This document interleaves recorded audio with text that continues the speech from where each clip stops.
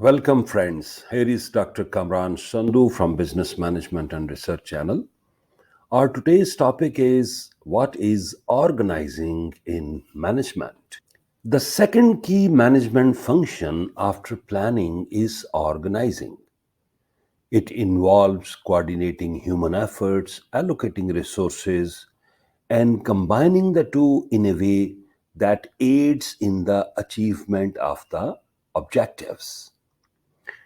In order to maintain efficiency and effectiveness in operations, it entails defining jobs and working relationships, assign various tasks related to the plans, arranging and allocating resources, designing a structure that distinguishes duties, responsibilities, and authorities, and scheduling the required activities. So, what are the characteristics of organizing? Number one, division of labor.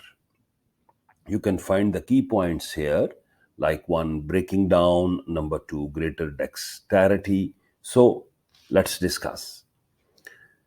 Division of labor involves specialization and breaking down a complex production task or many subtasks.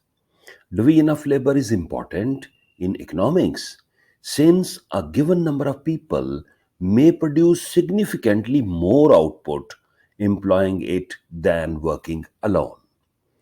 Number two, a good way to think of coordination is as the invisible thread that connects and unites all of the organization's activities.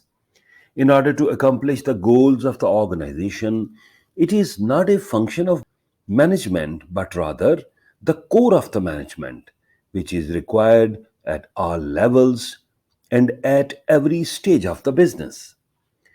Coordination, in its simplest definition, is the integration and synchronization of efforts, resources, and actions of the individuals working inside the organization, which results in a unity of action in the achievement of the goals. Planning, organizing, staffing, directing, and managing are all parts of management. The unspoken force that connects them all is coordination. Number three, in the context of the business, objectives refers to a corporation's objectives to be achieved. In other words, the goal of an organization is more blur and may not specify when things will occur. Objectives, on the other hand, are detailed and describe the actions the organization will take to achieve the goals.